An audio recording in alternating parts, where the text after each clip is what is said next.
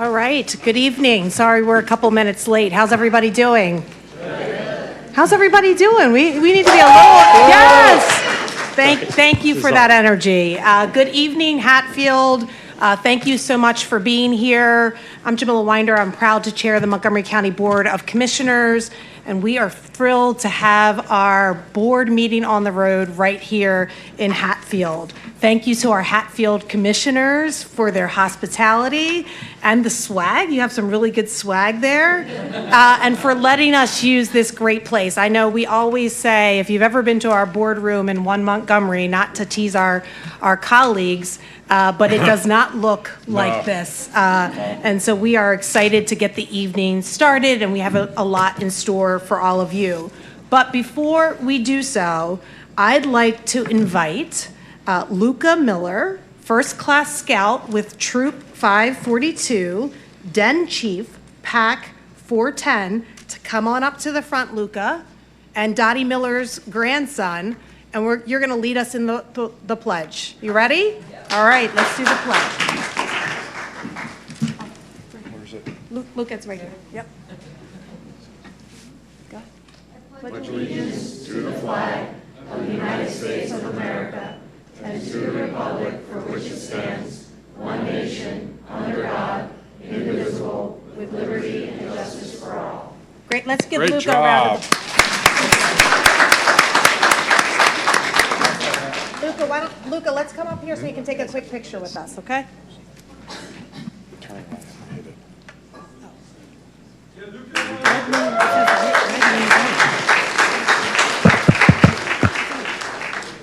Oh.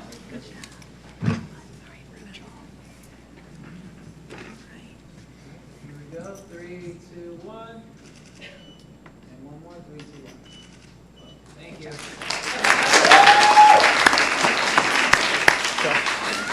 That's my pitch. Our chief operating officer was trying to tell me my mic wasn't on, but I think we're good. We hear Red you. means on, right? We hear you. That's right. Okay, we're in good shape. So I know the three of us look forward to hearing what's on your mind during public comment period a little later in the meeting, but this is an opportunity for us to share how the county has been working with Hatfield leaders to make improvements in your community. On your way in, you may have seen handouts that detail some of the investments that the county has made here in Hatfield. These are investments in shared priorities like affordability, economic mobility, and social support, roads, trails, and infrastructure upgrades, and training and equipment for local fire and EMS first responders. In all, we've recently invested nearly $2 million in support so that Hatfield continues to be a safe and prosperous community. If you didn't get the handout on the way in, please grab it as you leave. Last Friday, the three of us were in Bluebell to help break ground on a new affordable housing complex for seniors. We can clap for that. The county was proud to support this project with $1.8 million in investments. Housing affordability affects every community and affects people at every single stage of life, and it requires more than one single policy or initiative. That's the philosophy behind our new Montgomery County Housing Blueprint, which we launched earlier this summer.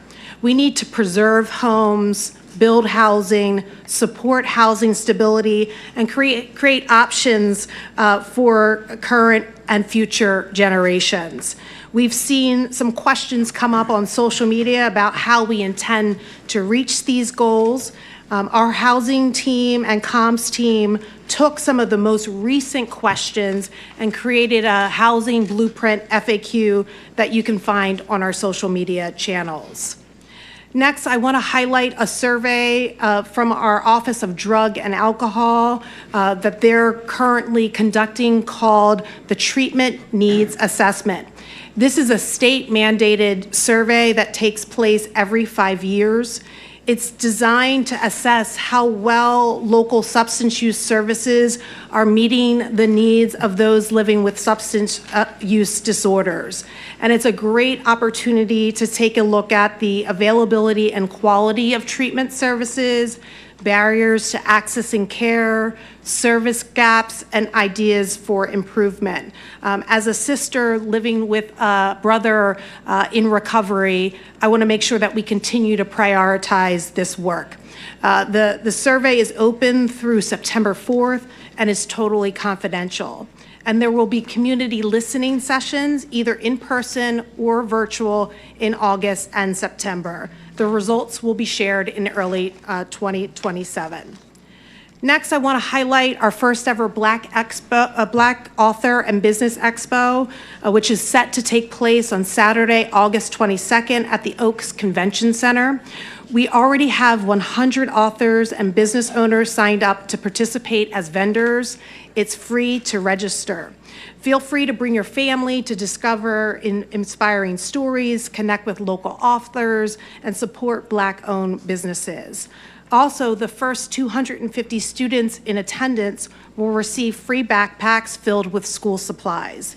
Beyond kids and families, this is also a great opportunity for business owners and working professionals to grow their networks. It's going to be a great day in support of entrepreneurs and creatives in our county, especially as we celebrate Black Business Month in August. I will be there. So I want to thank our DEI team, particularly Dr. Vidra Jackson and Ashley Faison, for their hard work getting this expo off the ground.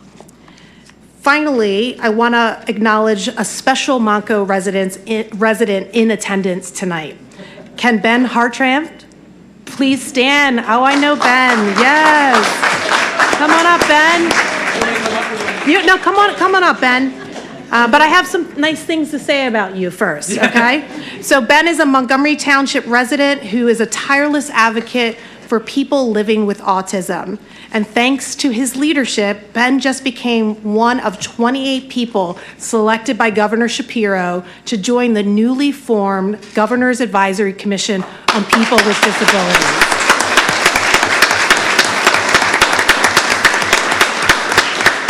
So Ben, I want to congratulate you on your new appointment. It's incredibly well-deserved. I've seen the work that you do, and thank you for making Monco proud. Thank you. So we're going to give Ben a commendation as well as take a photo.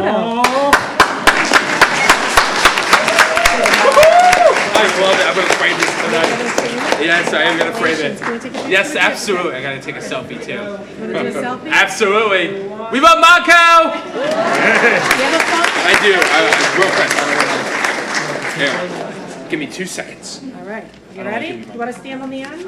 Thank you, everybody. I love you guys. Oh, here we go. Okay. All right, the ends. Are we in? You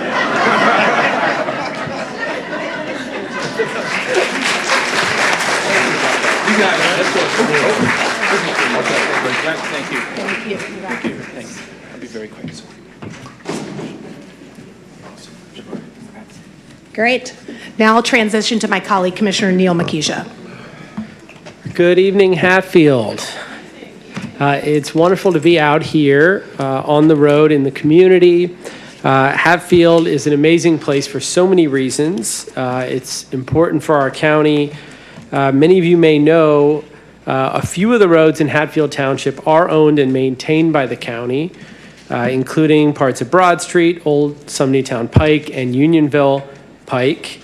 So part of our job here is road maintenance, but the rest of our job is explaining why we can't fix the traffic light to get onto 309, which is not us. If anyone asks which are the county roads, which are the state roads, ours are the ones without the potholes.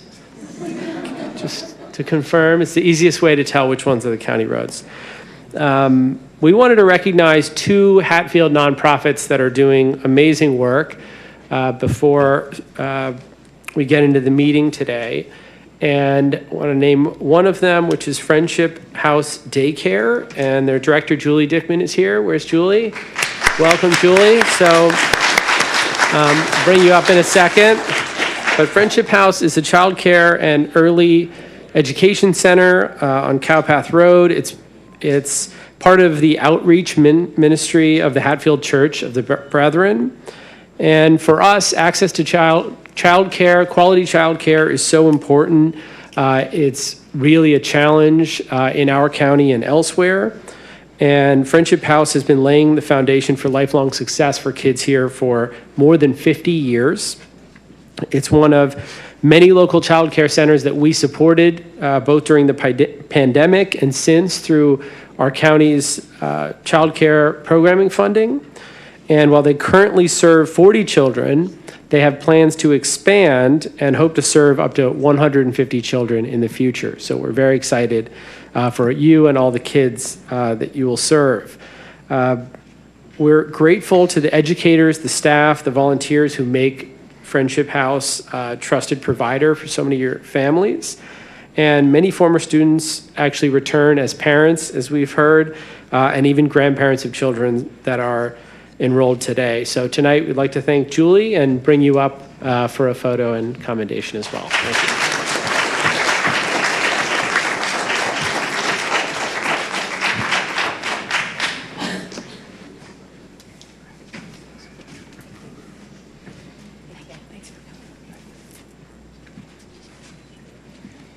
Here we go. 3, 2, 1. 3, 2, 1. Thank you. Thank you so much. Yeah. Thank you. Thank you.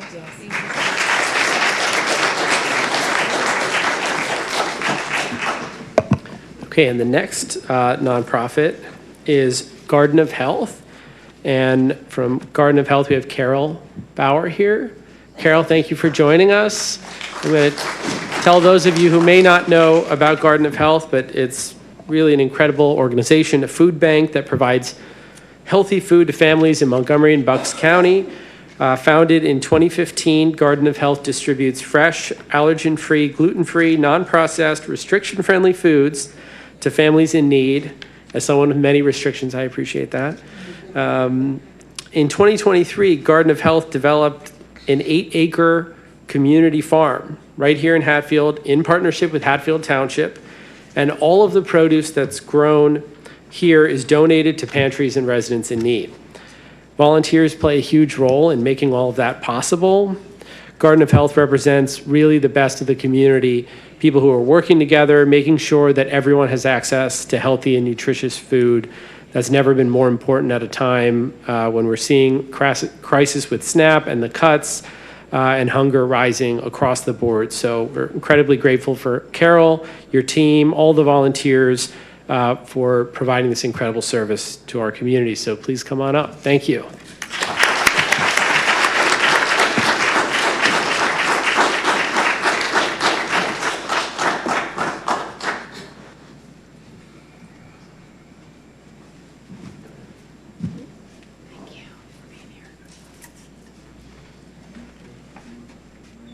we go. 3, 2, 1. 3, 2, 1. Thank you.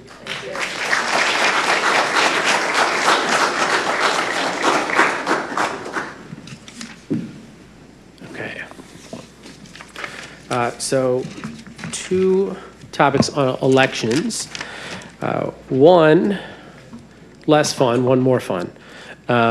So voting is one of the fundamental rights of our democracy, perhaps the fundamental right to protect all other rights. And our goal as a county is to make sure that participation is easy for every eligible voter.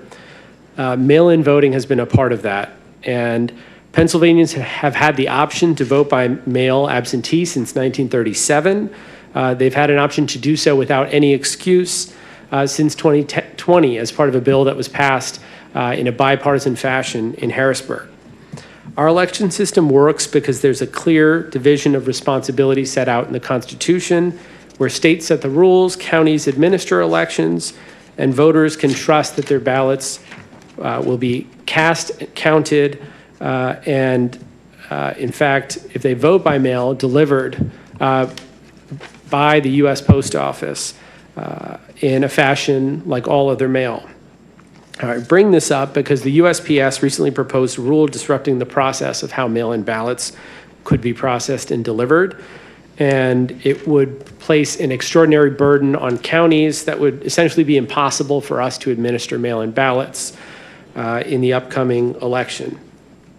And so as a result, our county joined 5 other Pennsylvania counties to submit comments to the post office to withdraw the proposal and to preserve a system of voting that has been legal, that has worked effectively and securely for millions of Pennsylvanians.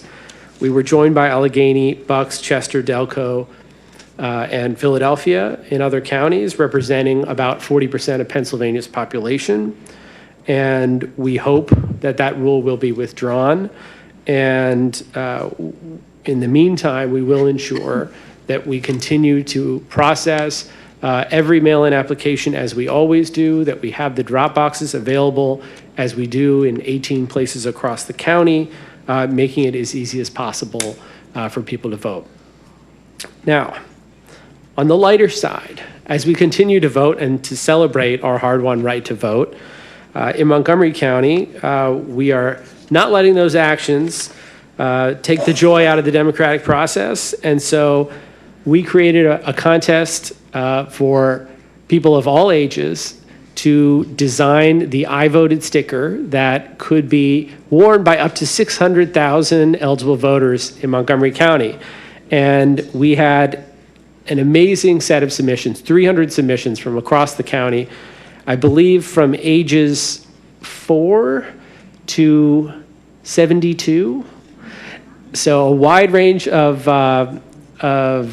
civically inclined residents submitted their applications, and we've got 4 of those winners here tonight out of the 300, and I'm excited to share the results and for you to meet them. So now for a surprising number of residents, they really fixated on dinosaurs. I think it really, my son's 3, he loves dinosaurs. I didn't realize everybody loves dinosaurs. But you could say it was quite a success, a roaring success. But with us this evening, starting with Samuel, age 8, from Pennsburg. He was the designer of the I'm Cool, I Voted sticker. Samuel, are you here?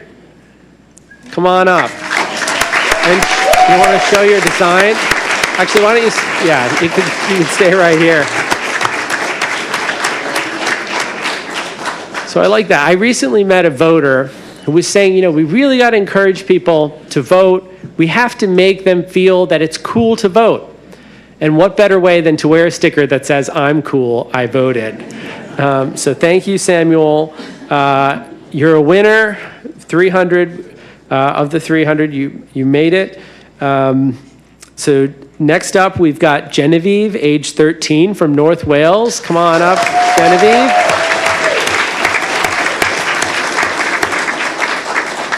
So this is very special to all of us for the county. It is the distinctive geography, the outline of Montgomery County, and shares some stars and stripes. So please give her a round of applause for her design again.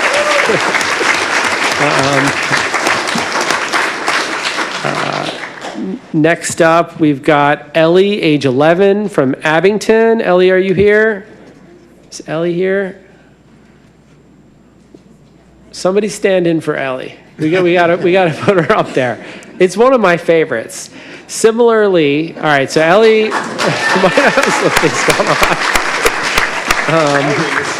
Ellie's very tall. Ellie, man, your 11th year must have been. I don't know. It's been a tough one. I'm just kidding. I give it up for Ellie. And next, to prove that, and we had others with dinosaurs, but Max, age 42, from King of Prussia, also loves dinosaurs.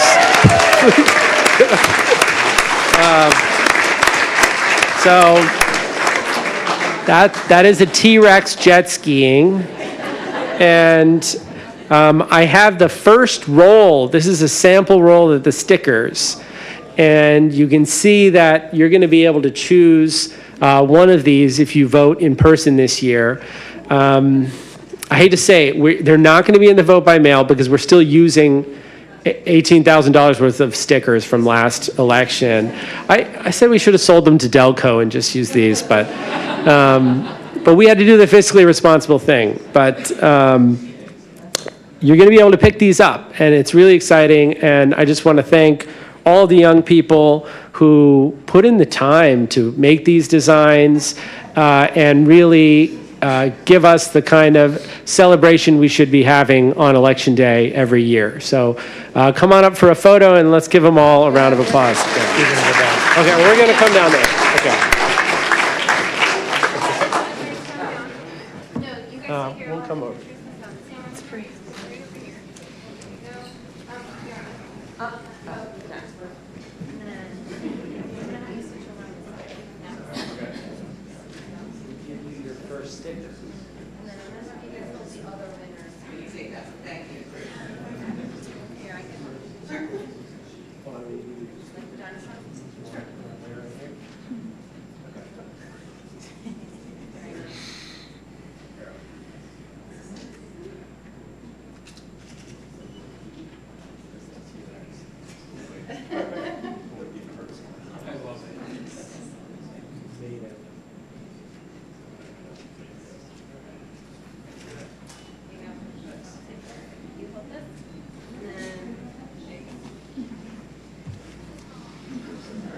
Go.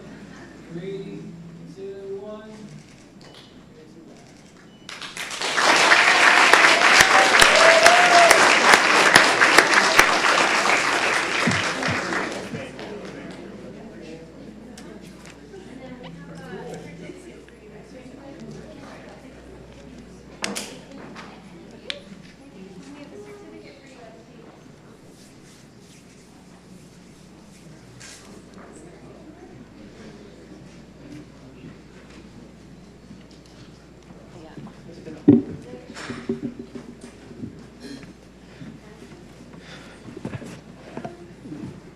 Almost done.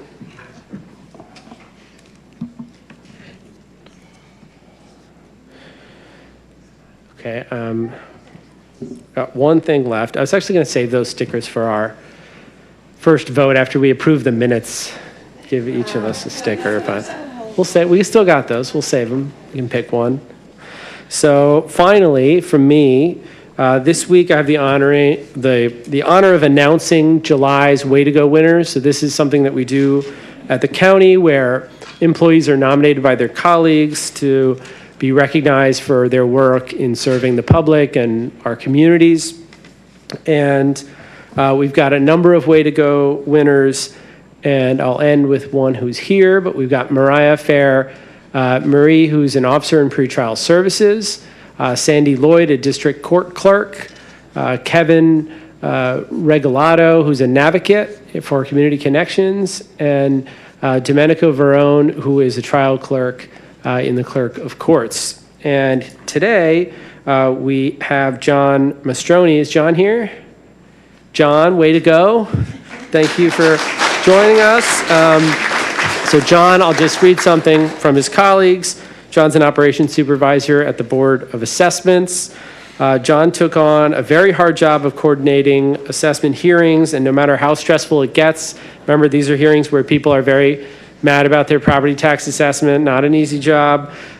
He's always done amazing work, staying positive, being efficient, working well with everybody who comes through the office. So way to go, congratulations, and come on up, John. Thanks.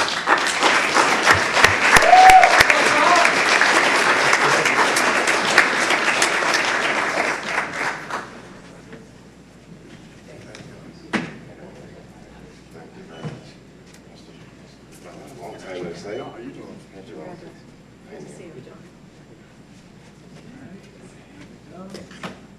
Three, two, one.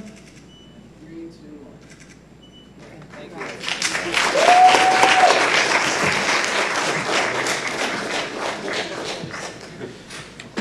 Okay, with that, I will turn it over to my colleague, Commissioner DeBello. All righty. Good evening, everyone. It's really exciting to be here in Hatfield, as mentioned.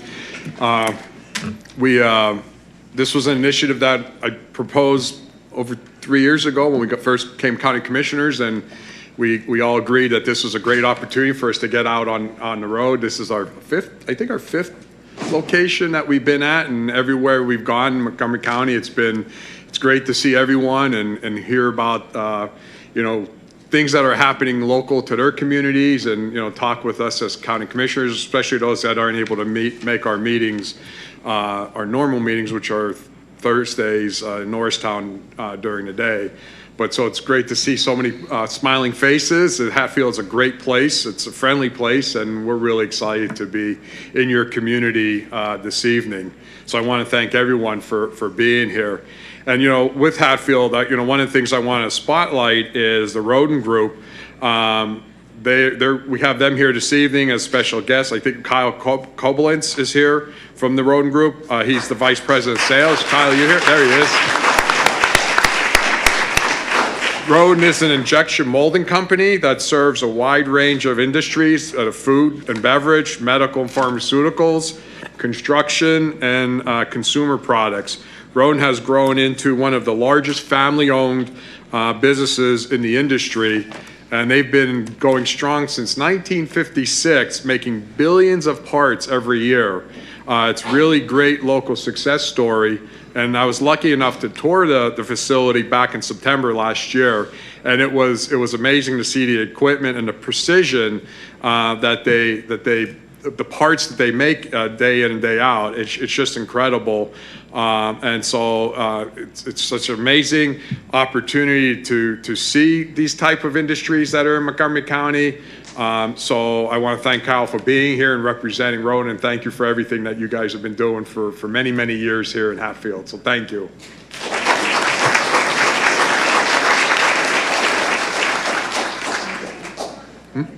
Do we have a, yep.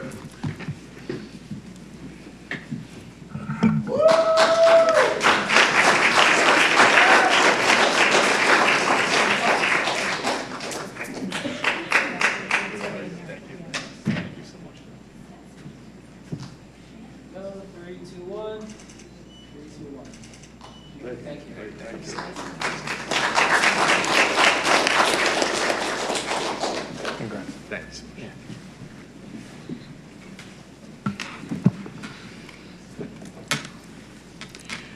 Okay, and then sticking with Hatfield, I know many of you know, probably all of you know, of the recent brand new Hatfield Police Station that was just dedicated just a few weeks ago.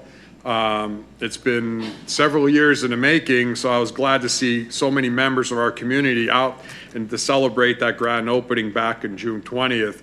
And thanks to Chief Tierney and all the Hatfield Police Department. Is Chief here? Nope. They actually named the street after him, right by the police department. So it's really cool when you go by the police department, make sure you check that out. So it was great to be part of that grand opening. And it was an exciting event. I mean, talk about Hatfield really knows how to party. I mean, you guys put on a heck of a street fair that whole afternoon, and the rain pretty much held out. It threatened a few times. It was a great day, and it was, if you haven't had the opportunity, I'm sure if you want to stop by, they'll give you a nice tour of the police department. Don't get in trouble because you'll get a different tour of the police department. But no, it's a great honor to have been there and seen that. So with everything that's been going on, we've been seeing All America 250 events that have been happening throughout Montgomery County. As county commissioners, we've been attending different events all over the place. We've had I can't even think of the number of events that we've been at. I know that we're at multiple parades. On July 4th, I was at Skip-Pack, and then unfortunately I was going to be shooting over to Glenside, but that parade was canceled, and I know that you guys were up in Pottstown. So it was a warm day, but it was a fun day, and it was great to be out in the community as we celebrated the 4th. We were also over at the Valley Forge Park celebrating their 50th anniversary as a national park, and we did a ribbon cutting of they put in a new fire pit. Storytelling fire pit. So that was fun, and we've seen all the news throughout the last several weeks about the Big Boy, the train that it came rolling through Montgomery County. Did everyone get a chance to see Big Boy?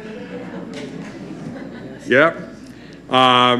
it came through most of our area along from Pottstown down through Phoenixville, Royersford, Phoenixville, down to, through King of Prussia, Bridgeport, all that, July 2nd and July 3rd. So it was amazing. I actually had the opportunity to get a tour of the big boy when it was parked in King of Prussia. I couldn't believe it is enormous. I was actually standing right next to one of the wheels, and the wheel itself was actually, I'm 6'1", and the wheel itself was bigger than I was. It was just when they say big boy, it was definitely a big boy. I got the opportunity to climb up into the main engine and see all of the controls, all the valves and all that. But what was really exciting was the very last car of the train was Roosevelt's car that he used to travel around the country. And a lot of it was preserved. And when we were walking through, they had to, because Roosevelt was confined to a wheelchair, and they actually had to make a wheelchair special for him so he could maneuver around in that rail car. And then they showed us their sleeping quarters. Now, he was 6'2", and we don't have a picture of it here, but when they showed the bed, I was like, that bed it was tiny. I'm like, how did he even sleep in this thing? But it was a really piece of history to see that, and it was exciting to be part of, to see this and be on that train. And who knows, we'll be back again sometime soon. You never know, but another 50 years, maybe we'll celebrate 300 years, right? So the other thing, while that was going on, I had the opportunity, I was invited down to Washington, D.C. at the State Department. They rolled out the first few hundred America 250 new passports. So it was really exciting to be down in D.C. and getting one of those new passports that are going to be available now. And I got the opportunity to meet Secretary Marco Rubio. So it was a good day down in D.C. as well. And then also we have our annual back to school drive is coming up. I want to mention that we are getting ready to get this thing started, and it will roll through August 21st. And the number one most needed item is backpacks. But all school supplies are welcome: pens, pencils, notebooks, tissues, wipes, anything that you would like to donate.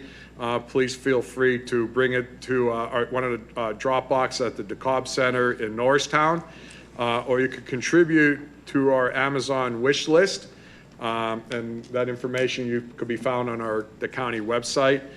So please, it's always a big success, and but like I said, backpacks is the number one requested item. So please find a few backpacks locally and get them donated to the county as well. And I guess finally, one of the things I'm really excited about also is that I proposed earlier this year about putting a financial advisory committee in place, and we're going to be voting on that this evening. So I'm excited that, again, as three commissioners, we're working together to really put a lot of good things in place here in Montgomery County. And I think that's all I got for now. Great, thank you.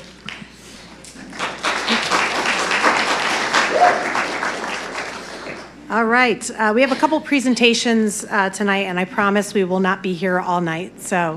But first up, President Lestraco, right? I'm sitting in your chair right now, I think, but I'm going to ask you to thank you. I'm going to ask you to give us a presentation and welcome us to Hatfield.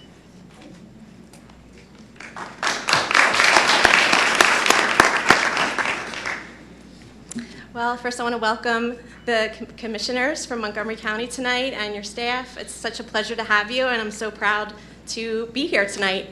Again, my name is Jennifer Lestraco. I'm president of the Hatfield Board of Commissioners.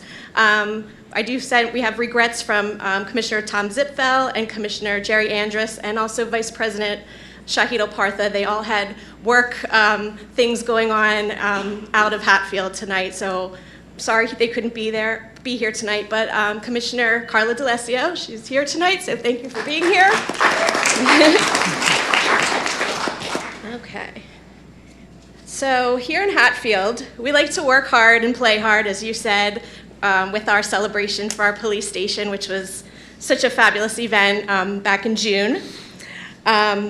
Some other events that we've had besides that, of course, the police station, the building of the police station, the opening this winter was extraordinary, and so we're really proud to have them in a new space now. We also had our first ever Hatfield Township Pride and Diversity flag raising and celebration. That was in June as well. And we had our first ever Juneteenth flag raising here at the Township Building. So we're really proud of that event, those two events, of course. Also, we had several events by our Hatfield residents who formed a committee, the Hatfield 250 committee. They've come up with some really great activities and events this year, so we're so proud that we were able to attend those events. One, in particular, was a short film that we made, and it's called Our Declaration. I want to give a special thanks to Nate Berge and also Jay Gordon, who helped put that together, and we're going to see it tonight. Okay. So, right over here. Thank you.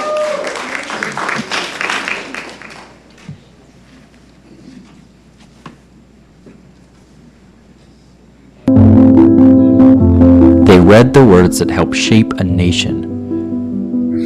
If you were to follow the tracks that built this town 30 miles south and 250 years back, you'd be standing where these words were spoken for the first time in history. While the words have been studied, debated, celebrated, and challenged ever since, they've remained a crucial part of the American story. You're about to hear them spoken by a veteran who fought to defend them, by hands that sign them for ears that have never heard them, by employers who turn hard-won liberty into livelihoods for their neighbors, who show up every morning, who load the trucks, and who drive them through this community. By a second grader who will carry them the furthest, and a man who has spent a lifetime learning what these words ask of us. Different ages, different backgrounds, different perspectives. People from all walks of life. People like you. Because ordinary people in ordinary places are exactly who these words were written for. That's why they still need to be spoken. Together, these words form a reminder that while we may not always agree, we share a common inheritance and a common future. These words invite every generation into the same conversation, what it means to be an American. It's not about what pulls us apart, it's about what has held us together for 2.5 centuries. It's about what these words continue to ask of us today. This is your Hatfield. This is your declaration.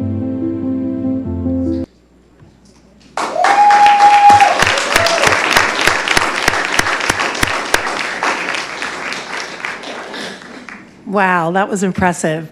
Is it longer than that? It's 13 minutes? So we'll have to make sure that we get to see the full thing. So thank you for sharing that, and thanks for welcoming us again. So next up, I'm going to invite Ishraq up to talk about the Bangladeshi American Cultural Festival. Thank you for being here. Good evening, everyone. My name is Ishraq Dashmi. I'm a recent graduate of the North Penn High School and a proud volunteer of the Bangladeshi American Community of Pennsylvania. It is my pleasure to invite each and every one of you to our Bangladesh Cultural and Festival Day of 2026. Every year on the last Saturday of June, our community comes together to celebrate our culture, traditions, and the diversity that makes Pennsylvania such a wonderful place to live. This festival is more than just a cultural event. It is an opportunity to bring together families, young people, friends, neighbors, and people from all backgrounds to learn from one another and build lasting connections. Throughout the day, you will experience authentic Bangladeshi cuisine, colorful cultural performances, live music, educational exhibits, children's activities, local vendors, and much more. Whether you have been part of our community for years or are visiting for the first time, there will be something for everyone to enjoy. Unfortunately, due to the poor weather conditions, we had to postpone our original event, but we're excited to announce that the festival has been rescheduled to Saturday, July 25th, 2026, and we sincerely hope you will join us. So some extra event details. So it's taking place Saturday, July 25th, 2026 from 10 a.m. to 8 p.m. at School Road Park. The address is 1619 School Road, Hatfield, PA 19440. Your presence would truly make the celebration even more special. By attending, you'll not only enjoy a wonderful day with family and friends, but you'll also help celebrate the values of cultural appreciation, diversity, inclusion, and community that unites us all. So on behalf of the Bangladeshi American community of Pennsylvania, I warmly invite you, your family, your friends, and your neighbors to come celebrate with us. Please spread the word and help us make this year's festival our biggest and most memorable one yet. Thank you so much for your time, and we look forward to welcoming you on July 25th. Have a wonderful evening. Thank you.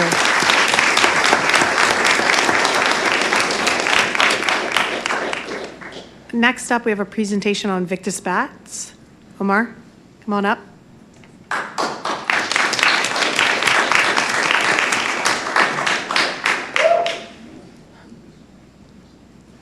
Good evening, everyone. Good evening, everyone. Good evening. So we have a small video to show before I start presenting.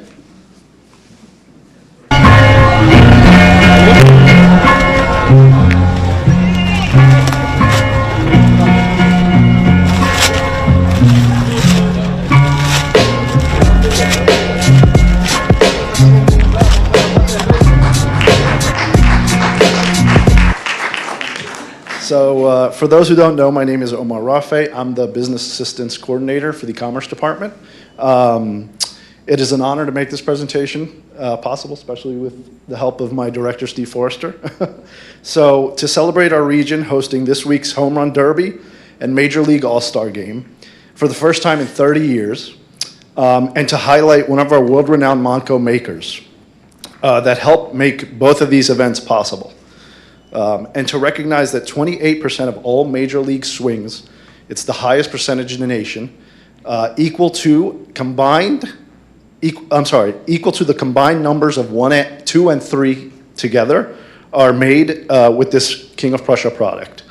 And to acknowledge that these Monco-made tools are used by Phillies Bryson Stakkat, Bryce Harper, Brandon Marsh, Alec Boehm, and Mundo Sosa, Adolis Garcia, and were used more than any other brand in this year's Home Run Derby.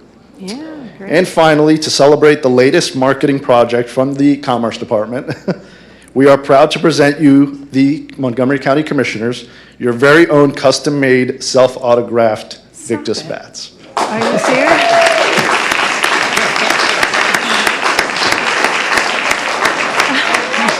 Oh my God. Wow. Wow. Very cool. I was wondering what. Go at each other. Okay. Just want to say this was cleared by the solicitor.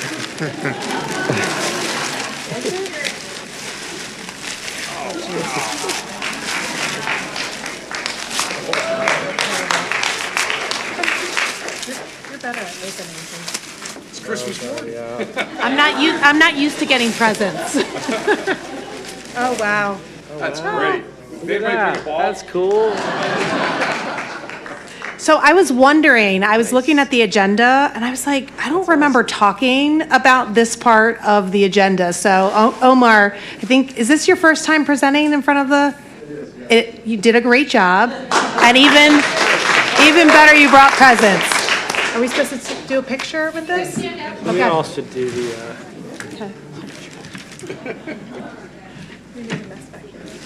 I don't even know how to hold that. How do you hold it? What about like this? Like this? Can I?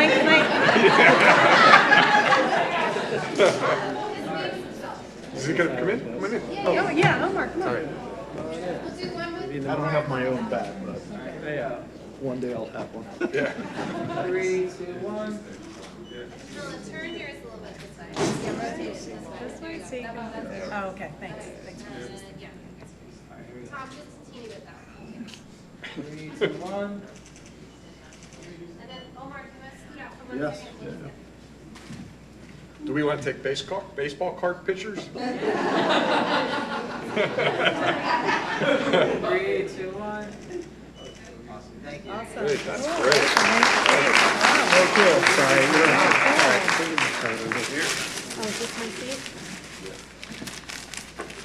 Well, that was a treat. So I have a 6 and an 8-year-old at home who's just started to do baseball and softball. That's really a commitment. Like softball and baseball, like every Saturday, 2 games a week. So, but I guess that's what we do as parents. You warned me. You warned me.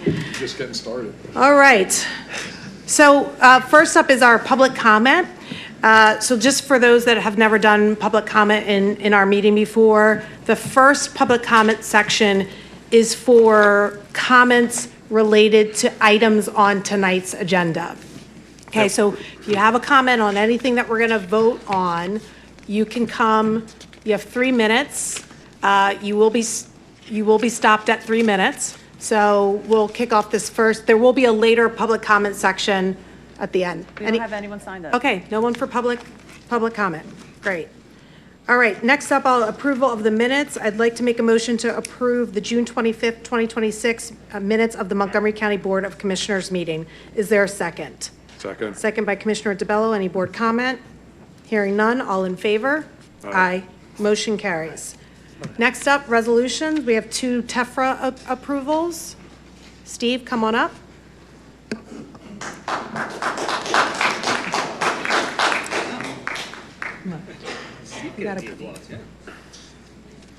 Good evening, Commissioners. Thank you. Hope you enjoy the bats. We got a tour for you whenever you want. Okay. Steve Forster, Director of Commerce on behalf of the Montgomery County Industrial Development Authority. Before you today is a request by Waverly Heights, a nationally recognized life plan community, seeking a resolution approving the issuance of one or a series of tax-exempt revenue bonds totaling up to $73 million. Waverly Heights is a nonprofit, nationally accredited life plan community established in 1990 in Lower Merion Township, Montgomery County, featuring the full continuum of care from independent and assisted living to skilled nursing and memory care.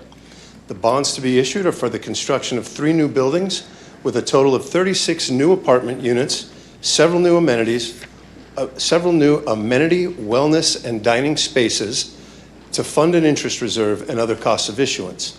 The bonds are to be issued by the Montgomery County Industrial Development Authority, have been approved by the IDA pursuant to a TEFRA hearing and resolution adopted July 15th, yesterday. The hearing was properly advertised on the IDA website at least 7 days in advance of the approval.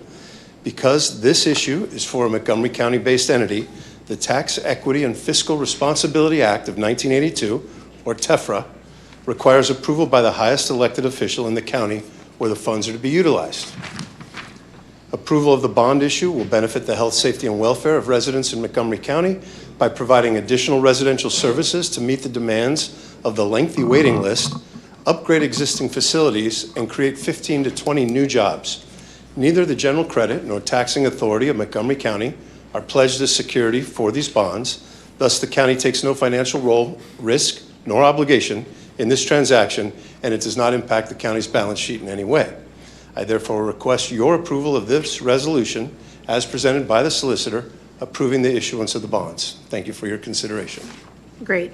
I'd like to make a motion to approve resolution number 1 as described by Mr. Stephen Forster. Is there a second? Second. Second by Commissioner DeBello. Any board comment? Hearing none, moving to a vote. All in favor? Aye.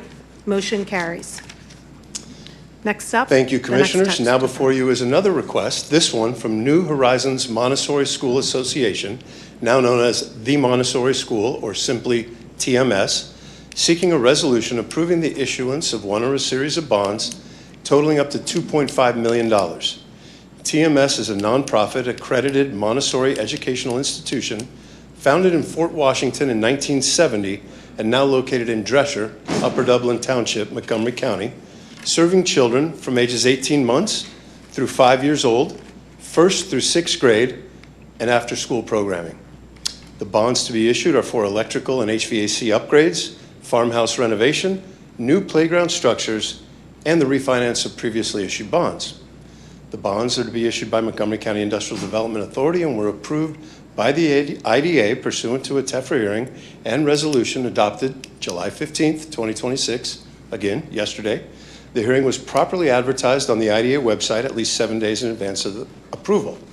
As with the previous approval, this issue is for a Montgomery County-based entity, and the TEFRA requires approval by the highest elected official in the county where the funds are to be utilized.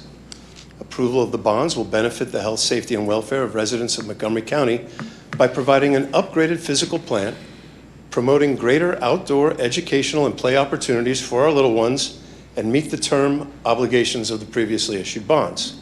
And again, as with the previous one, neither the General Credit nor Taxing Authority of Montgomery County are pledged as security. Thus, the county takes no financial risk nor obligation in this transaction, and it does not impact the balance sheet of the county in any way. I therefore once again request your approval of this resolution as presented by the solicitor approving the issuance of the bonds. Great. I'd like to make a motion to approve resolution number 2, as described by, I saw my solicitor, thank you, by Steve Forster. Why do I, like, You got it. You I'm nailed it. always, like, Lee always teases me. I always want to say, Very close. Yeah. I always You want to nailed it. say, You're good. Forest. I always No, want to that's say it. Not that. It's not that hard. Okay, okay. The simplest way. Well, I used to say it. But Lee corrected me. Sorry, I digress. Is there a second for that motion? Second by Commissioner Makija. Any board comment? Hearing none, all in favor? Aye. Motion carries. Thank you. Thank you, Commissioners. Thank you, Mr. Forrest. All right, next up, authorization for the Chief Operating Officer to select volunteer experienced finance professionals for a finance working group. Brian, our new CFO. We can clap for that. That's exciting. Yeah. Good evening, Commissioners. Brian Wilkinson, CFO. I'm here for the presentation of the authorization for the COO to select volunteer experienced finance professionals for a finance working group. Talking points, this, as Commissioner DeBoa mentioned, this is a working group being constituted off of a recommendation of his. It's an opportunity to bring in some outside perspective from high-level experienced financial leaders to ensure that the financial management of county resources follows industry best practices. And the group will function in a volunteer capacity, providing feedback on new and existing financial policies. Great. I'd like to make a motion to approve resolution number 3 as described by Brian Wilkinson. Is there a second? Second. Second by Commissioner DeBello. Any board comment? I just want to, again, thank my fellow commissioners. I think this is a great initiative that we're putting together here for Montgomery County. I think that the outcome is going to be very positive. I think we're going to learn and we're going to find out information when you get a different set of eyes on this. So I'm really excited that we're going to be getting this group off the ground and running. And I know you're going to be happy working with them as well. I know that we talked about this, and so it's a lot of good things happening. So thank you. And what I would just say is we recognize that we have a wide range of budget challenges, especially as we head into next year. We know that our friends and neighbors are in an affordability crisis, and this board takes our fiduciary responsibility really seriously. I'm excited that we have a new CFO, a new set of eyes, but bringing some outside perspectives in will be helpful. So Commissioner DeBello, thanks for the suggestion and recommendation, and I look forward to voting yes for this. Yes, I'll just add, I'm also excited about fiscal responsibility, and I think, we've got a big complex budget, and there are many different approaches we can take every year in terms of what we emphasize, what we don't emphasize, and getting, experienced professionals, and you are one of those people, so we're glad to have you as, leading the effort as our new CFO. But having a diverse group with some different backgrounds and ideas would be great to complement your work. So, Thank you. Okay. Moving to a vote, all in favor? Aye. Aye. Motion carries. Thank you. Thank you. We're going to come back to these meetings. We get claps I after know, I like every this. resolution. This is exciting. Wall So sign. I'm like, oh. All right, authorization to submit an emergency solutions grant application to the Department of Community and Economic Development. Isabella. Oh, thank you. Hi. Thanks for being here. Of course. Go My ahead. name is Isabella Andriozzi. I am from the Grants and Development Office here at the county. The Office of Housing and Community Development is requesting approval of a resolution authorizing Montgomery County to submit an application to the Pennsylvania Department of Community and Economic Development for fiscal year 2026 Emergency Solutions Grant funding in the amount of $600,000. These funds will support the county's street outreach, rapid rehousing, and emergency shelter programs serving individuals and families experiencing homelessness. The resolution also authorizes the required 100% local match of $600,000 using county funds as required by the grant program. The local match will come from a combination of the Affordable Housing Trust Fund, the Community Development Block Grant, and the PADHS Homeless Assistance Program. Thank you. Thank you. Great job. Is this your first time? Yes. Great job. Let's give her. Okay. So I'll make a motion to approve resolution number 4 as described by Isabella Andriozzi. Did I say that? You did. You jinxed me on the You're last doing good. names. I was doing good. Okay. Is there a second? Second. Seconded by Commissioner DeBello. Any board comment? Hearing none. All in favor? Aye. Motion carries. Thank you. Nice job. All right. Commissioner's appointment to the Valley Forge Tourism and Convention Board. I'd like to make a motion to approve the board appointment as described in Resolution G-5. Is there a second? Second by Commissioner Makija. Any board comment? Hearing none. All in favor? Aye. Aye. Motion carries. Next up, Megan Brown for the personnel list. Now, Megan Brown is easy. Thanks for being here. All right, good evening, Commissioners. You should have in front of you the final copy of the Commissioners Department personnel list. It's a 3-page document dated July 15th, 2026, with a timestamp of 1:16 p.m. All positions have been reviewed and are presented for your consideration. Great. I'd like to make a motion to approve the July 16, 2026 personnel presentation as given by Ms. Megan Brown. Is there a second? Is there a second? Second. Second by Commissioner DeBello. Any board comment? Hearing none. All in favor? Aye. Motion carries. Thank you.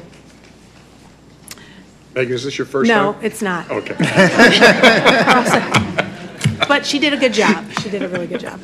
All right, next up, advertisement of bids and RFPs, Montgomery County Exhibit A.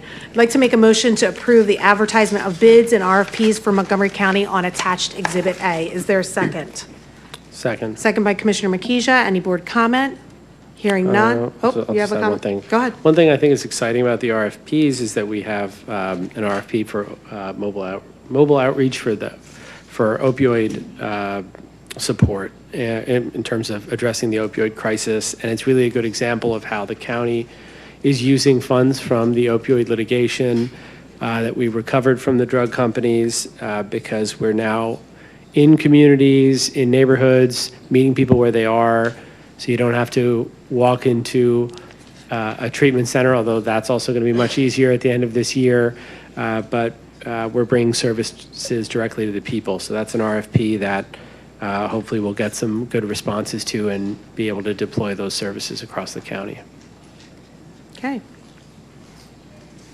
I lost my spot. Was I on Exhibit Board A? comment. We did Exhibit second. A for the vote. Yep. Yeah, All right. Moving to a vote. All in favor? Aye. Aye. Motion carries. Next up, awards of contract, Montgomery County Exhibit B. I'd like to make a motion to approve the contracts, awards, amendments, and renewals for Montgomery County on attached Exhibit B. Is there a second? Second. Second by Commissioner DeBello. Any board comment? Hearing none, all in favor? Aye. Motion carries. Next up, awards of contract, Southeast PA Regional Task Force, Exhibit C. I'd like to make a motion to approve the contracts, awards, amendments, and renewals for Southeast PA Regional Task Force on attached Exhibit C. Is there a second? Is there a second? Second. Second by Commissioner DeBello. Any board comment? Hearing none. All in favor? Aye. Motion carries. Next up, public comment. This is general public comment. Just some guidance on this public comment. This is designed for comments relevant or germane to county business. This means that the subject matter of all comments must be limited to items or issues which are currently before the Board of Commissioners for consideration or what may come before the board for consideration. And so you have 3 minutes for public comment. Okay, first Who do up, we have? yes, I'm sorry. Sandra Go. Levine.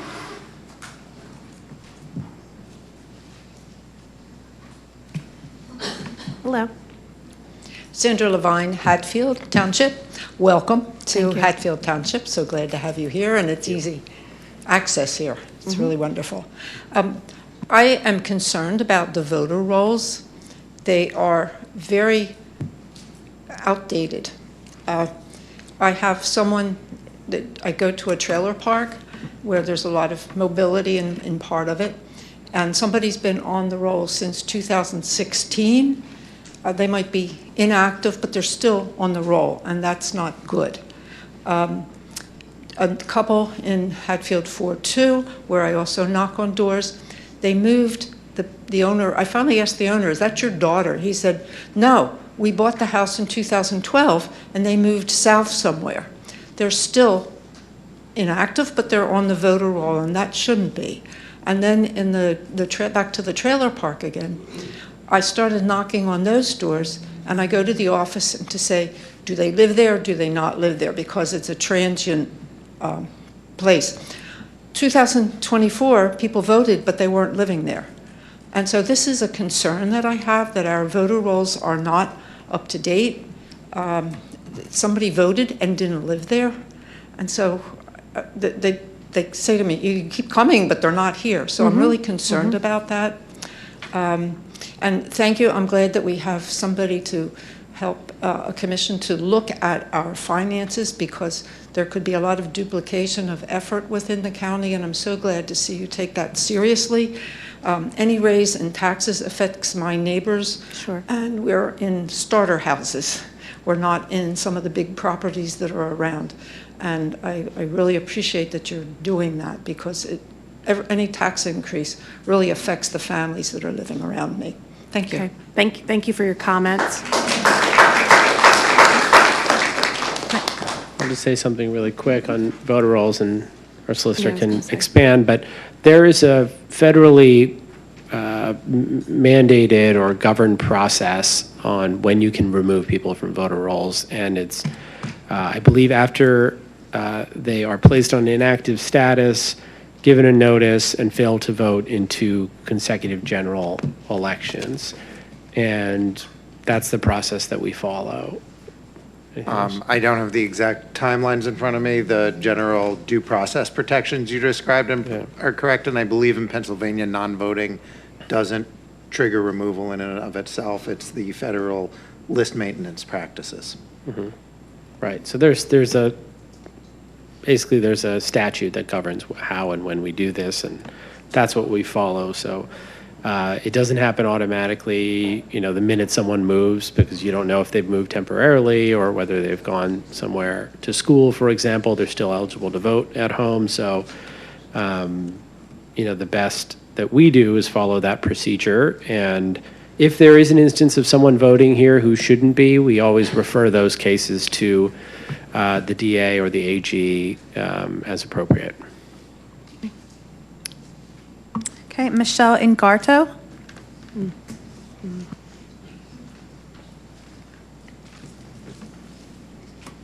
Good evening. Good evening. I'm Michelle Ingarto from Lower Salford. And in the primary this year, electronic poll books were rolled out with the goal of making check-in faster and easier and to provide for smoother election day operations.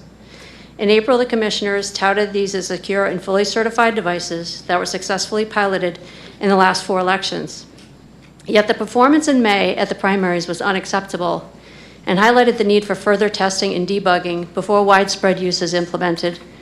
Just a couple of examples from May. In Lower Salford 3, the e-poll books were ordered to be shut off by voter services after a number of issues, including not finding qualified voters in the electronic logbook, not accepting signatures, and failing to print receipts. The polling place was told by voter services to abandon the e-poll books altogether in less than 1 hour from the opening of the polls. In Hatfield 3-1, according to the majority inspector, the paper would only come out an inch and then would stop using the e-poll books. The labels were incomplete and the voter slips were lost. They continued to struggle throughout the day and were never able to get consistent printing of slips, implementing a makeshift check-in process to accommodate. They had numerous issues, and there were delays in processing. Voters were upset as they stood in line, and they also caused them to question whether there would be any record of them ever being there to vote. They had only 183 in-person voters, so imagine what November will look like this year with this problematic technology impacting many thousands. Other township poll workers have expressed similar issues and frustrations with the technology not working properly, and I'm sure if we canvass the judges of elections, that would help us enumerate all the problems that need to be addressed. The experience did not give our voters in Montgomery County confidence in the integrity of the elections, and the responsible way to roll out the technology would be to identify all the issues and potential issues with e-poll books, find the root causes, prove the fixes through testing, roll out a pilot in real but limited environment, and run paper logbooks in parallel, please, until we are certain that the technology works as it's supposed to and that it can be trusted. Anything short of that would be irresponsible and a betrayal of the voting citizens. To do nothing further or hide behind a false security of the poll pads having been previously certified is to live in denial of the chaos that will ensue in November.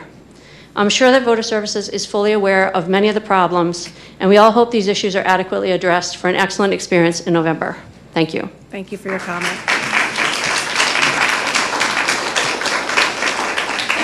Yeah, I'll just comment briefly, which is that we, for the first time, of course, tried out these poll books and expected there to be issues. We made sure and will continue to make sure that every polling place has the paper poll books, right? So I think you mentioned that we should do that. We have been doing that, and we will do that, because if any of these, doesn't work, we immediately instruct the judge of elections in that precinct to use the traditional paper poll book. And there have been a number of issues. It was all documented. We expected issues to come up, and we're working through those systematically to ensure every one of them is addressed. And even with all of that, we'll have paper poll books in November. Well, just want to, the poll, two things. One is, just for the record, I did not agree to roll out the poll books originally, but we have them, and now we're going to do everything we can to ensure that they're working correctly moving forward. They were piloted through multiple elections in the past, small pilot programs. Issues were documented, issues were addressed and fixed, and this was the first full rollout of the poll books. And yes, there were some polls that we ran into problems with, but as Commissioner McKeesha said, we fully anticipated that there would be or could be problems, and we will still continue to have the books, the printed books that will always be there as backup as we continue to get the system up and running and be as efficient as possible as we move forward. And I would just say we take election integrity very seriously. We have a pro in Mira leading our, Mira, raise your hand. That's the 11-year-old who did Yes, this. that's the 11-year-old. We've run down all the issues. We've been meeting with the vendor. The team is taking November very seriously, as we do every election. So, Mira, counting on you and the team to get those technical challenges out of the way. Now, with any IT rollout, there's going to be technical challenges. But thank you for your comment, and thank you for raising it. Who's next? Ginger Hoyt.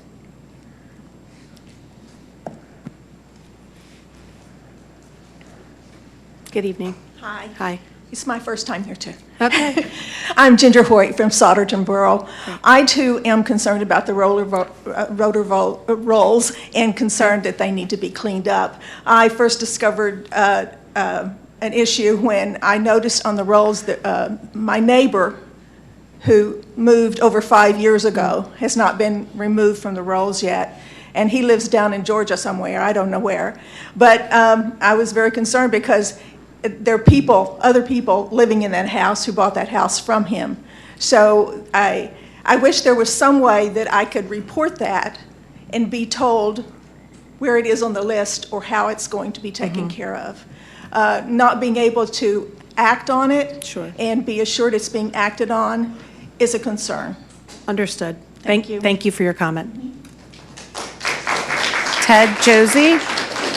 Ted Josie.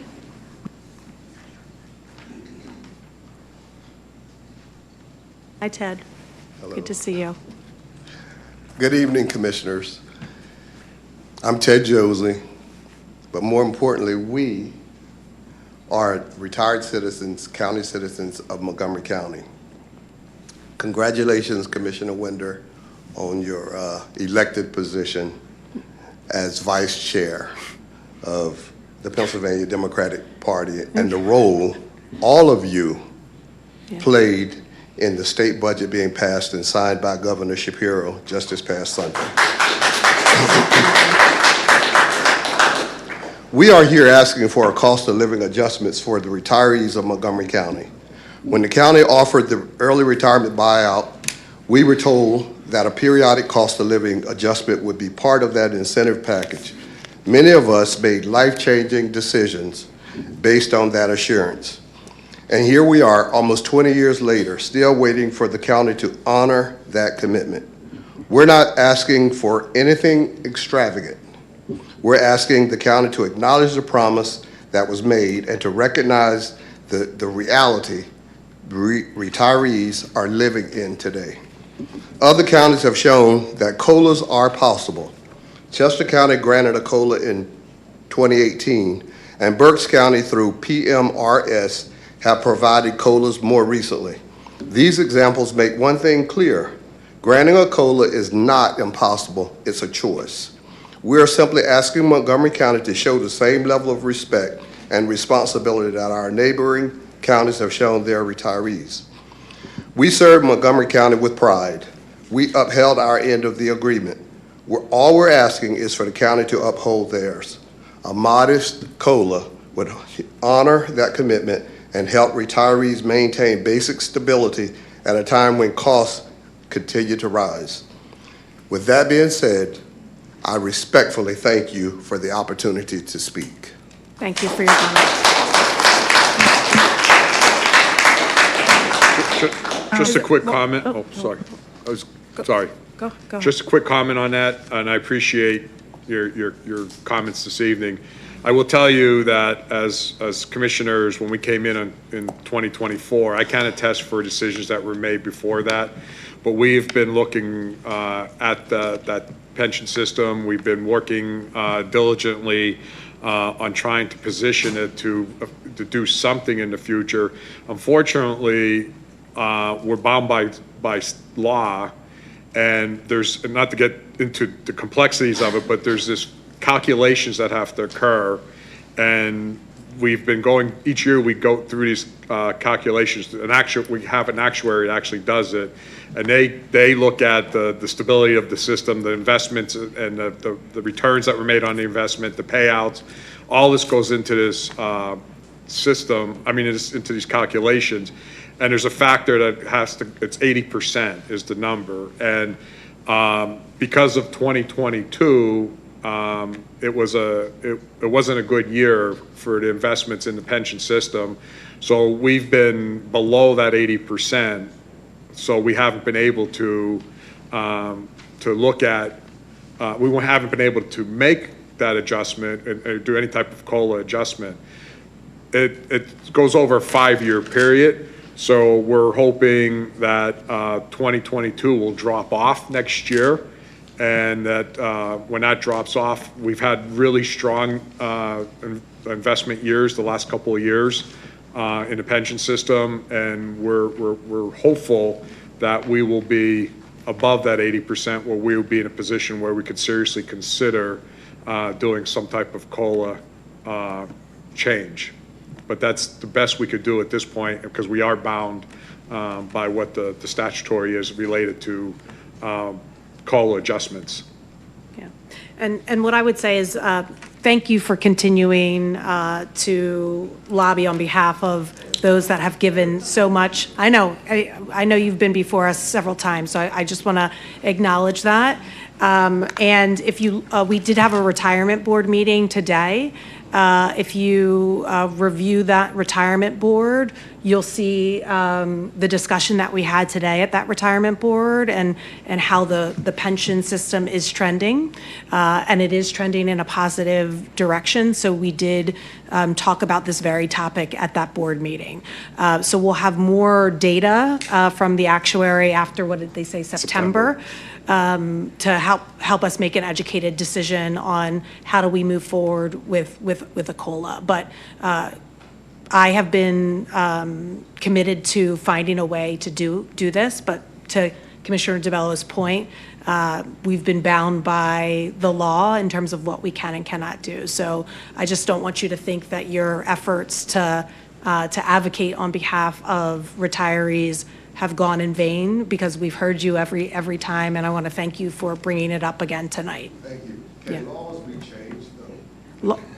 Well, we have some lawmakers in the audience. We got at least one from Harrisburg. At least there's two. There's two. I see two. Yes.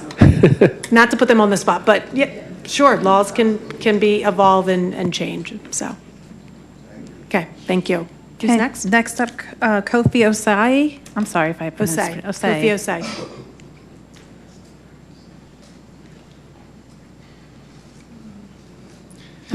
Hey, my name is Kofi Osei, Taliesin Township Supervisor. There was some talk about getting applauses here. I think if you had a meeting in Taliesin, it'd be a little different. Okay. Last few times, county representatives were in Taliesin. A lot of my residents shook their fists and said the county needs to fix their roads before telling us what to do. And I am here to make the same request, but in a more collaborative tone. I think of the township's relationship with the county as a partnership. My constituents are your constituents, and to your credit, I think this board has done a lot to engender that goodwill. The local official orientation, I think, was fantastic, and I would actually like that to be an annual event. It was mentioned a lot of the stuff you're doing with Hatfield was great. I followed a lot of what you've done with Upper Gwinnett and Lansdale officials to work on the regional housing crisis, so I appreciate that. And Taliesin, we just approved a county planning assistance contract, so I do think we're moving in a good direction. But to reiterate that request, we are seeing a wave of both residential and commercial development in the North Penn area. And, Sumney Town Pike does need to be fixed. I know you did just get some funding to study that corridor. And right now we do have a major proposal that has a lot of frontage on Sumney Town Pike. And, I think there's a good opportunity to coordinate and be very efficient with public money to get that done. So I look forward to working with you and, to get stuff done. And thank you. Yeah, thank you. Thank you for sharing that. And thanks for the partnership with our Planning Commission. It was nice to see that. And certainly you all are doing some really great things in Taliesin. So I'm confident. I'm looking at Scott France that as we kick off things in terms of the Planning Commission's relationship, that we'll be talking about all of those infrastructure projects. So, thank you. Last one up, Representative Donna Shurin.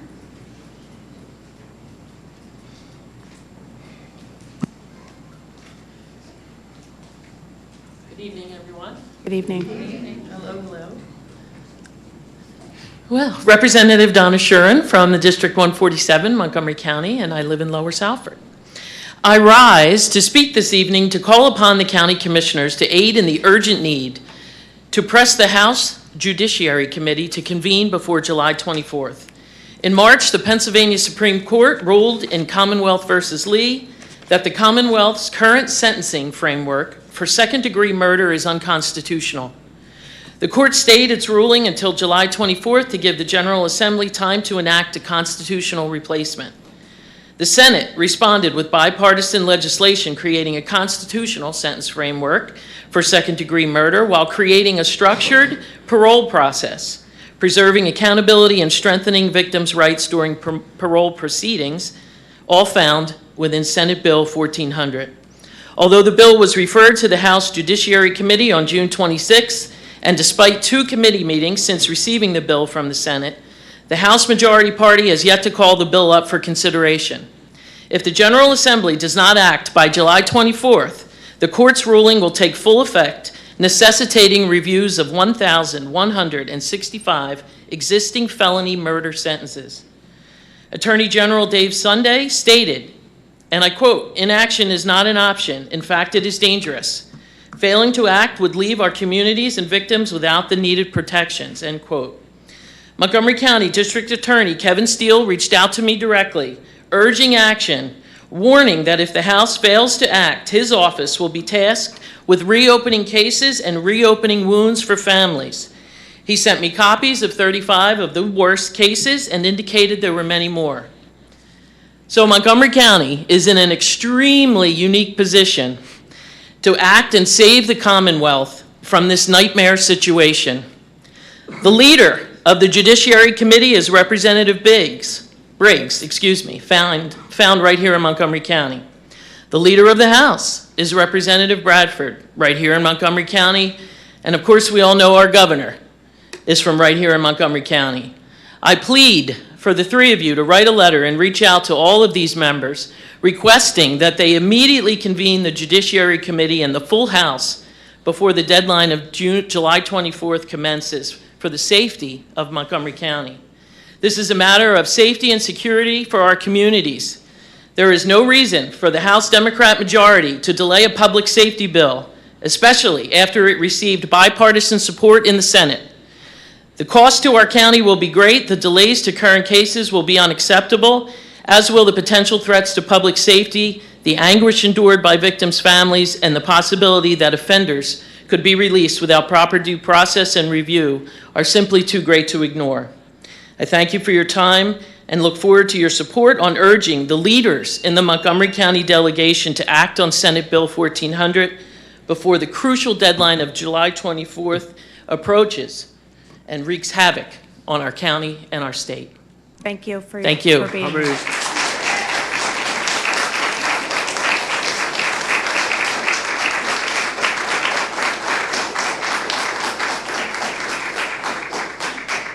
Representative Sharon, how many cases was that? Oh, I think it was 11. 1,165. It seems to be an approximation of about 100 cases in Montgomery County. Okay. Well, we can talk to our district attorney about that concern. Thank you for raising it, because we all do care about public safety. So, and happy to write a letter, but also happy to make a call to Representative Briggs and Representative Bradford. And we have Representative Malagara, you want to give you a shout out as well. Yeah. Thank you. All right. Sorry. Quick question. Representative Sharon, you said they have to convene July 24th, and then what has to happen? Does everything have to happen on by the 24th, or? Everything must happen by July 24th. The House Judiciary Committee has to convene, pass the bill out of committee, then we have to put it to a vote on the House floor. Is the House going to be back in session before the 24th? If Majority Leader Matt Bradford brings us back, we'll be there. Okay, got it. Okay. I just want to understand the process. We'll make some calls. Thank you. Anything else? That's it? As well as the House Speaker. Sorry. Oh, I know her too, so, yep. All right. Any closing commissioner comments? Okay. You have some? Yes. Go ahead. One, I'll just say, we mentioned you could talk to legislators about changing the law in regard to COLAs, and I should give them some credit because Rep. Maligari actually had a bill to do that, two bills that passed this year for many public employees, I think teachers, police officers, fire, and others. So, I would just commend him for that, and we'll stay tuned if there are bills that could affect us in the county workforce. Sorry. I was commending Rep. Maligari for his advocacy on the COLA issue for public employees. He has two bills that were passed this year. And we'll stay tuned if we can, if any of the upcoming legislation will affect our workforce, but those were for Pennsylvania State Police, police and fire at municipal level, and teachers. Second, just to close, is anyone watching the World Cup? Raise your hand. So are we rooting for Argentina or Spain? So obviously I rooted for the United States, which meant I endured the game versus Belgium, which is very difficult for anyone who watched. But I always root for the underdog. And even though Argentina won the World Cup last time, I feel like they're still an underdog because they're always losing for the first 85 minutes of the game. So I'm rooting for Argentina because I also commiserate, or I don't know, I think I empathize with the people who are slackers until the last minute and then get the job done. That's like at least who I was in high school. Why are you looking at me? I'm also looking at Lee. But I hope everyone has a great time. Sunday is the final. There's also France versus England for the third place. But I had a great time watching at Valley Forge. They had a watch party at King of Prussia. There's also one at the Landing Kitchen near me in Ballackinwood. And I'm sure there are going to be many across the county. So I hope you all enjoy the game. It'll definitely be a good one. Anybody else? Awesome. Again, thank you to Hatfield for hosting us. Before we're gonna adjourn this meeting, we're gonna have a quick salary board meeting. It will only take a couple minutes, so if you could just remain seated. But thank you to the leadership of Hatfield for hosting us. And that's it, right? So upcoming meeting date, the next Board of Commissioners meeting is August 20th at 10 a.m. in the boardroom. So I'd like to make a motion to adjourn the July 16, 2026 meeting of the Montgomery County Board of Commissioners. Is there a second? Second. Seconded by Commissioner Makija. Any board comment? Hearing none. All in favor? Aye. Motion carries. Next up, Salary Board. I'll invite our Controller Hart. Okay. All right. Is there any public comment for Salary Board? There is Scott Franz. So I was actually going to give you an opportunity to acknowledge retirees. Is that what you were going to do? Okay. So any other public comment? Okay. Megan? All right. Good evening, members of the Salary Board. You should have in front of you the final copy of the Salary Board list. It's a 5-page document dated July 15th, 2026, with a timestamp of 1:16 p.m. All positions have been reviewed and are presented for the Salary Board's consideration. Great. Thank you. I'd like to make a motion to approve the July 16, 2026 Salary Board presentation as given by Megan Brown. Is there a second? Second. Seconded by Controller Hart. Any board comment? Hearing none. All in favor? Aye. Aye. Motion carries. Thank you. Want to take a moment to acknowledge a couple of retirees. First up, I'd like to take a moment to honor a recent Montgomery County retiree, Pat Costello. I see you sitting there in the back, Pat.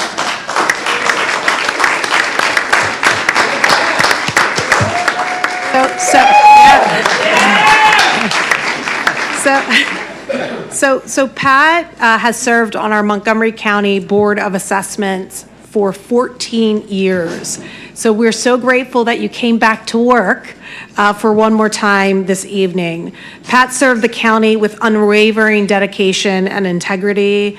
And thanks to 30 years as a realtor, Pat brought vast real estate industry knowledge to the position. His expertise was invaluable in decoding settlement statements and scrutinizing appraisals. The department's overall capabilities were greatly strengthened due to Pat's tenure and leadership. He led by example and was known to bring wit and humor to the boardroom. We all need a little humor, making homeowners feel at ease and respected. Pat will sorely be missed as a professional and as a personality. I want to thank you, Pat, for your support over my tenure on the Board of Commissioners. I couldn't do this work without you, and I wanted to take a moment to honor you for the work that you've done over 14 years. So let's give Pat a round of applause.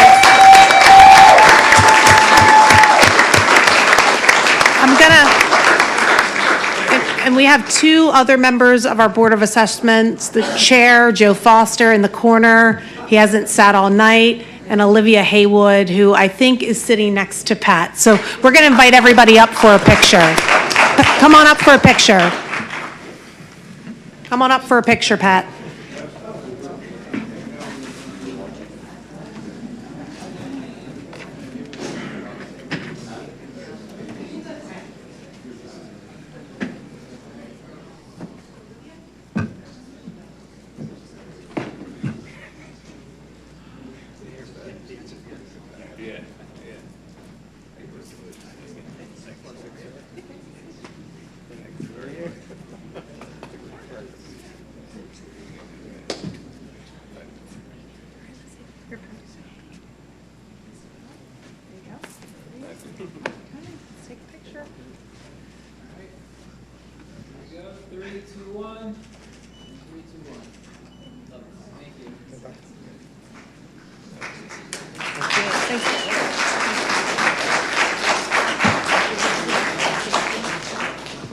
Okay, and Scott France, come on up.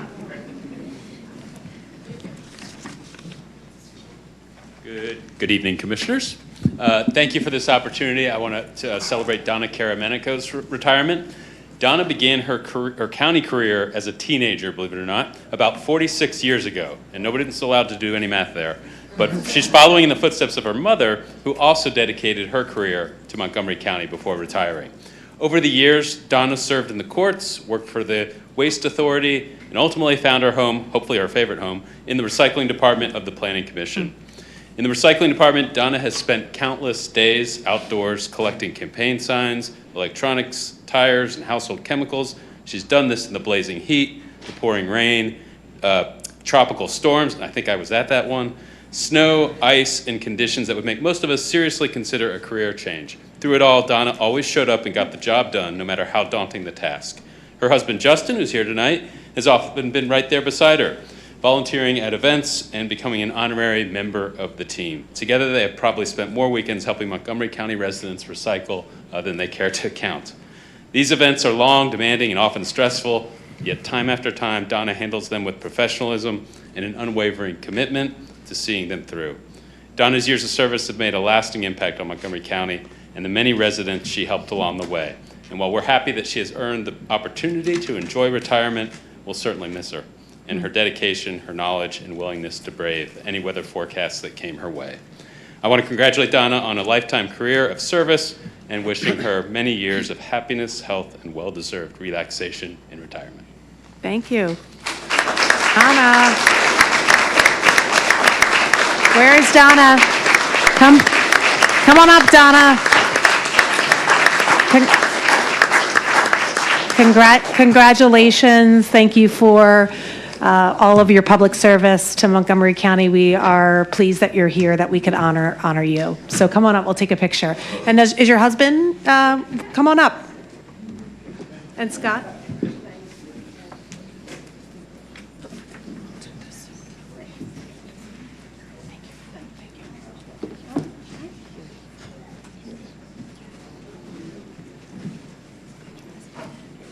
I'm sorry, yes, this is Justin. He's the best volunteer.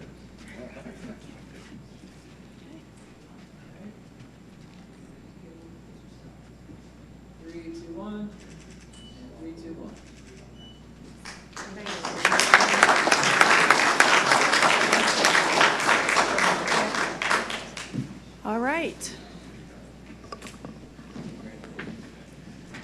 So I'll let the controller sit down, and then we'll make a motion to adjourn the July 16th, 2026 meeting of the Montgomery County Salary Board. Is there a second? Seconded by Commissioner DeBello. Any board comment? Hearing none. All in favor? Aye. Meeting adjourned. Thanks for being here.